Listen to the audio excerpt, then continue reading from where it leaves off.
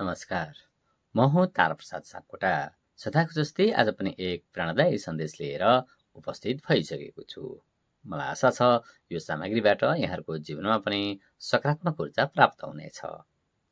आदरणीय साथीहरू, आज भने मैले अभिभावकत्व कला द आर्ट अफ प्यारेन्टिङको विषयमा थोरै सामग्री लिएर उपस्थित भइसकेको छु। अब लागौँ विषयवस्तुतर्फ नै। वास्तवमा अभिभावकत्व भनेको के हो त? के हामी असल अभिभावकको भूमिका निर्वाह गरिरहेका छौँ त? यो आजको शैक्षिक जगतमा उठेको महत्त्वपूर्ण प्रसङ्ग हो। वास्तवमा अभिभावकत्व भनेको केवल बच्चा जन्माएर हुर्काउने प्रक्रिया मात्रै होइन। यो एउटा जीवनभरको यात्रा हो जसले हाम्रो सन्तानको भावी जीवनमा गहिरो प्रभाव पार्न सक्छ। अभिभावकले बालबालिकालाई सशक्त, जिम्मेवारी र आत्मनिर्भर र भावनात्मक रूपमा सन्तुलित व्यक्तित्वको रूपमा परिणत गर्नको लागि महत्त्वपूर्ण भूमिका खेलेका हुन्छन्। यद्यपि राम्रो अभिभावक बन्ने कुनै सूत्र त छैन, तर केही सिद्धान्तहरू छन् जसले अभिभावकलाई असल अभिभावकको रूपमा उभ्याउन सहयोग गर्छ। नम्बर 1, प्रेम र स्नेहको महत्त्व। वास्तवमा बालबालिकाको जीवनमा सर्वप्रथम आवश्यक कुरा भनेको अभिभावकको प्रेम र स्नेह हो।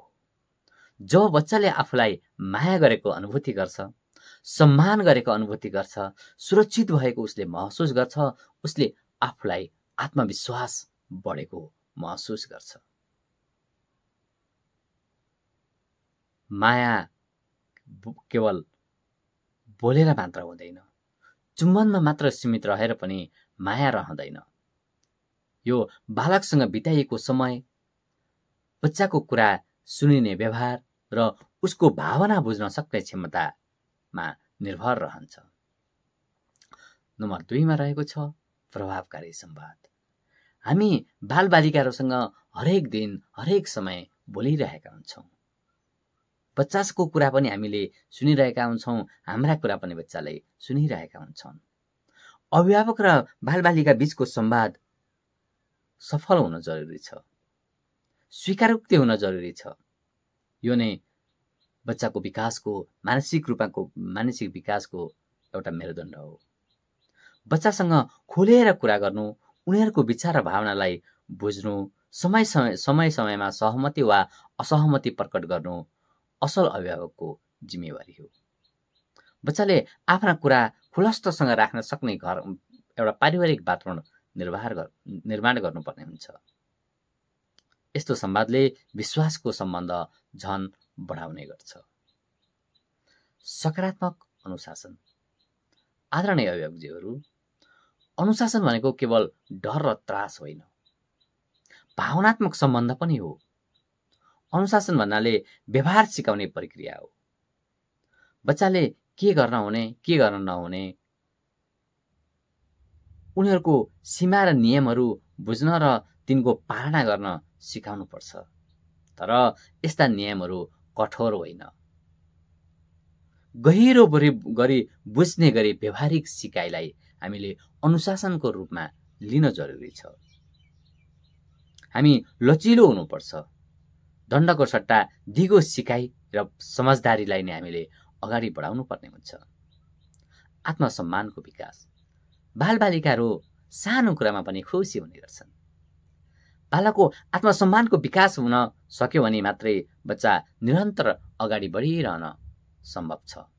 बच्चालाई सधैँ आलोचना गर्नु मात्रै, बच्चालाई सधैँ तुच्छ बोलीले गाली गर्नु मात्रै राम्रो मानिँदैन। त्यही किसिमको भाषाको प्रयोग गर्नुपर्छ। आत्मबलको विकास गराउनुपर्छ। उनीहरूको सानो प्रयासलाई पनि ठूलो प्रशंसा गरिदिनुपर्छ। आत्मसम्मान प्राप्त गरेको व्यक्ति सधैँ अगाडि बढ्न निरन्तर अभ्यास गरिरहन्छ।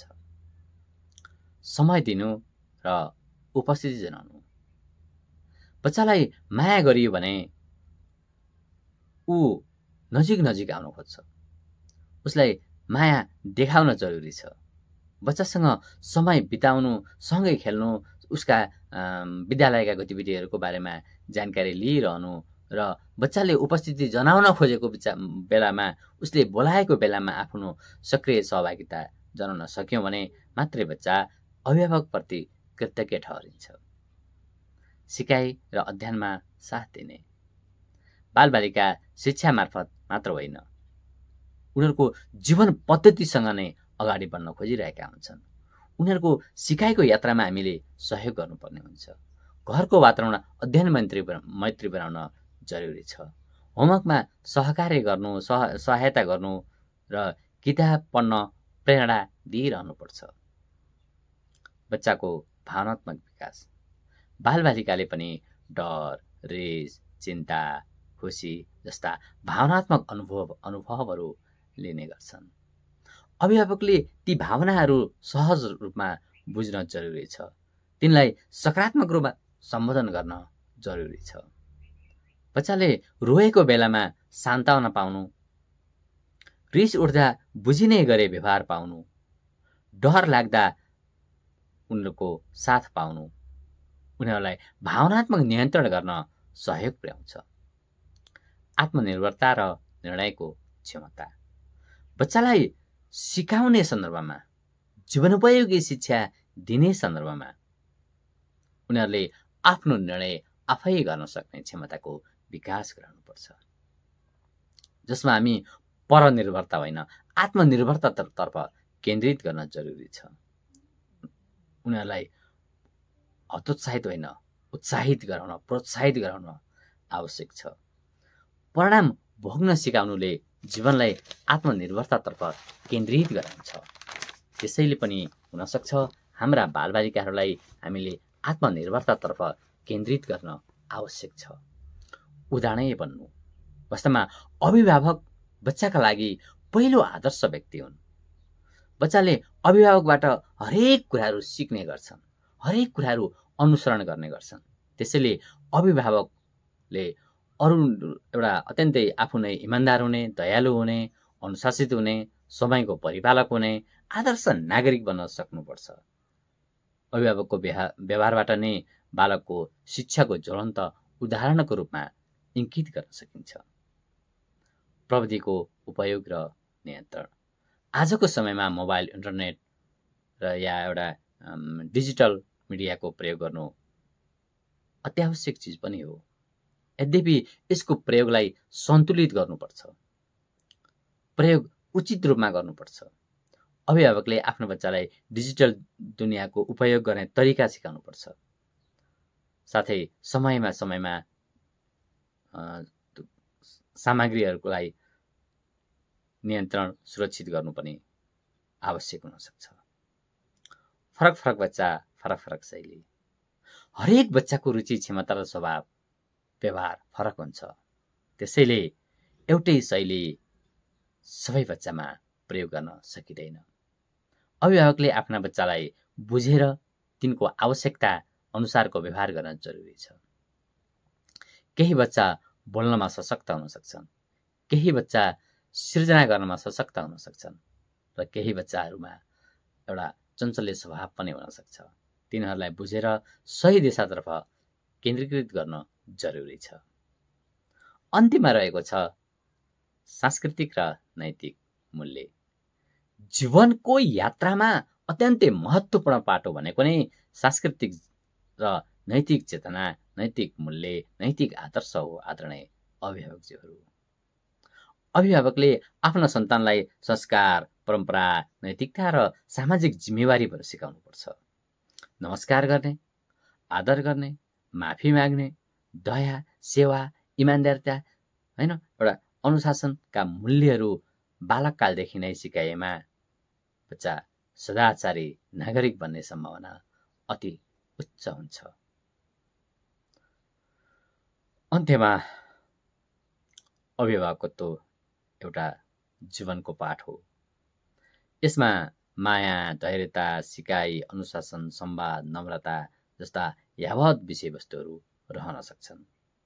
बच्चा सानो हुँदा जुन प्रकृतिको हुने गर्छ, ठुलो भइसकेपछि पनि त्यही किसिमको व्यवहार देखाउने गर्छ। हामी भन्ने गर्छौँ आजका बालबालिका काँचो माटो हो, जसलाई जस्तो बनाउन सक्यौ त्यस्तै भन्ने गर्छन्। वास्तवमा यो अवधारणा, यो बुझाइमा त्यति सार्थकता हामी पाउँदैनौँ। हामी पछिल्लो समयमा बालबालिकाहरूलाई काँचो माटो भन्दा पनि एउटा सिड्स बिउको रूपमा लिन सक्छौँ। त्यो बिउ, त्यो वनस्पतिको त्यो बिउ जुन हावापानी, जुन वातावरणमा हुर्के बढेको छ, त्यसको फल पनि त्यही किसिमको हुने गर्छ। यो महत्त्वपूर्ण जानकारीको साथ आजको यो बसाइबाट भने बिदा हुने अनुमति चाहन्छु।